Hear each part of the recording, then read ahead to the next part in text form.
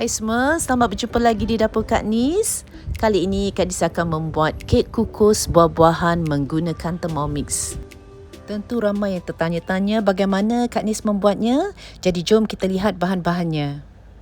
Kak Nis gunakan 280 gram tepung gandum, 1 sudu teh baking soda, 1,5 sudu teh cream of tartar, setengah biji buah pala, 220 gram black currants dan 180 gram campuran buah-buahan kering.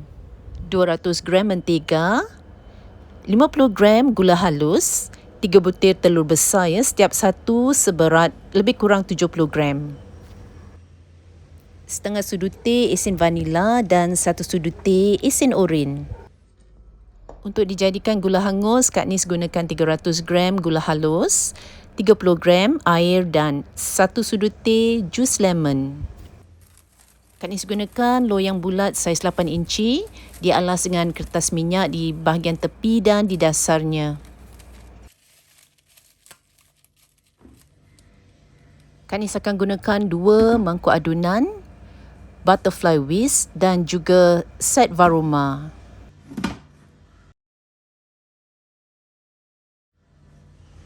Mula-mula sekali campurkan tepung gandum dengan 1 sudu teh baking soda dan 1,5 sudu teh cream of tartar. Semua ini Kak Nis ayatkan ke atas keping kertas baking. Kemudian buah pala yang separuh biji tu Kak Nis parutkan ke dalam campuran tepung ini. Gunakan spatula gaul ratakan dan kita masukkan buah-buahan kering. Gaul ratakan lagi dan kemudian bolehlah dibungkus dan diketepikan.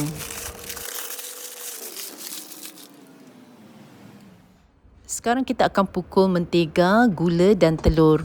Masukkan 50 gram gula ke dalam mangkuk adunan dan kita kisar halus menggunakan tebus selama 2 saat untuk 2 kali. Gula halus sudah menjadi serbuk gula dan ini memudahkan ia larut di dalam mentega nanti. Pasang butterfly whisk dan kuncikan di tempatnya dan kita timbang mentega sebanyak 200 gram.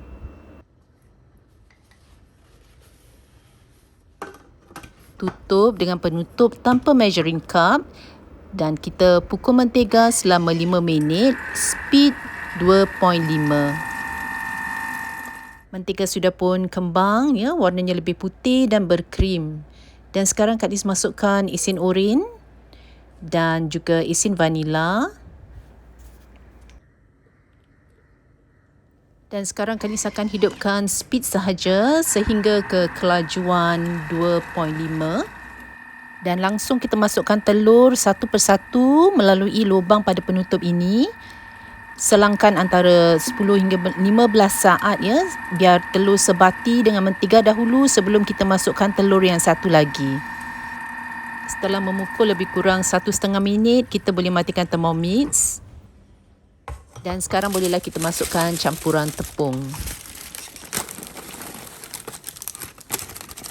Dan sebatikan tepung dengan mentega menggunakan speed yang rendah, 30 saat speed spoon.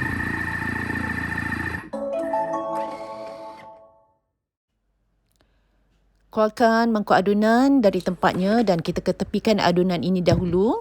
Masukkan mangkuk adunan yang kedua. Sekarang Kak Nis nak buat gula hangus dengan mengikuti cara-cara membuat karamel dari resepi cookie dough bananas with spice caramel sauce. Masukkan 30 gram air, diikuti dengan 300 gram gula halus dan 1 sudu teh jus lemon.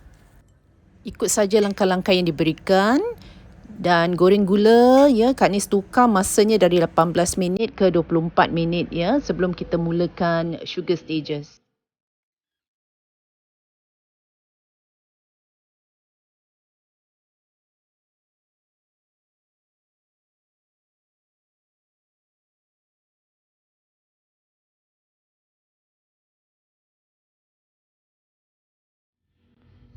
Gula hangus karamel sudah pun siap. Jadi kita letakkan semula mangkuk adunan yang berisi adunan tepung di tempatnya dan tutup ya tanpa measuring cup. Tekan next, keluar dari resipi cookie dough, balik semula ke homepage. Putar speed sahaja kepada kelajuan yang paling rendah, lalu kita tuangkan gula hangus ke dalam adunan tepung.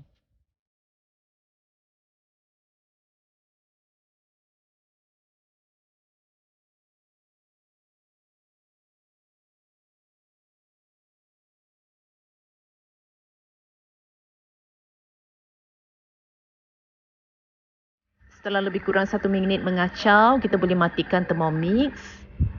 Mangkuk adunan bekas menggoreng gula ini akan Kak Nis bilas sahaja dan Kak Nis akan gunakan untuk mengukus ya kek kukus kita nanti. Jadi sekali lagi mangkuk adunan bertukar tempat. Yang ini kita isikan dengan air sehingga ke paras 2 liter dan perahkan dalam 1 sudu teh jus lemon untuk mengelakkan proses pengoksidaan pada mata pisau. Letakkan measuring cup di atas penutup dan kita didihkan air ini menggunakan kettle mode kepada suhu 100 degree Celsius. Sementara itu, alihkan adunan kek ke dalam loyang yang telah kita siapkan.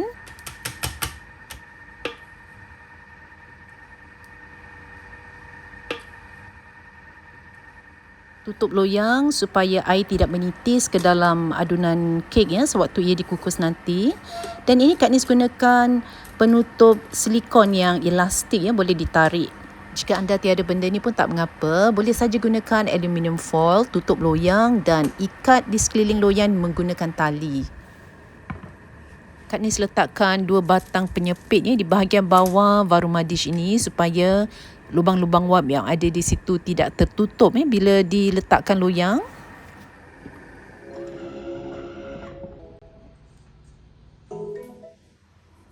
Air kukusan sudah pun mendidih, jadi sekarang kita boleh tinggikkan varuma ke atas penutup. Kak Nis akan mula mengukus ya kek kita ini menggunakan setting masa yang paling lama iaitu 99 minit, lebih kurang 1,5 jam. Suhu 115 degree Celsius, speed 2. Kek kukus selalunya perlu masa yang lama untuk masak, dalam 3-4 jam baru siap. Jadi selepas 99 minit ni turunkan varuma set tanpa membuka penutup varuma ya. Kemudian tambahkan air mendidih ke dalam mangkuk adunan sehingga ke paras 2 liter.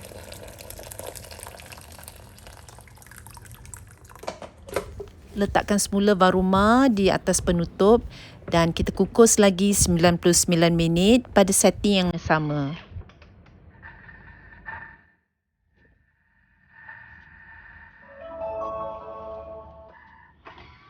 Selepas 3 jam mengukus, kek sudah pun masak dan bolehlah diangkat varuma dan keluarkan kek.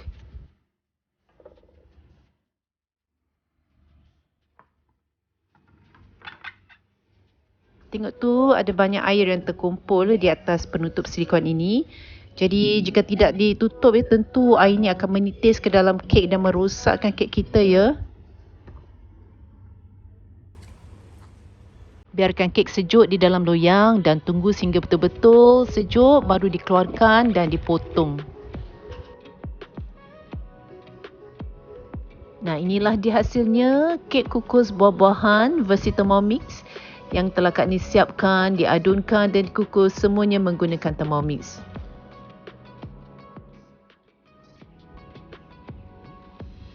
Semoga anda dapat mencuba membuat kek kukus ini dengan jayanya ya. Dan dengan ini sekian dulu dari Kak Nis. Sehingga berjumpa lagi di lain waktu insya-Allah. Bye.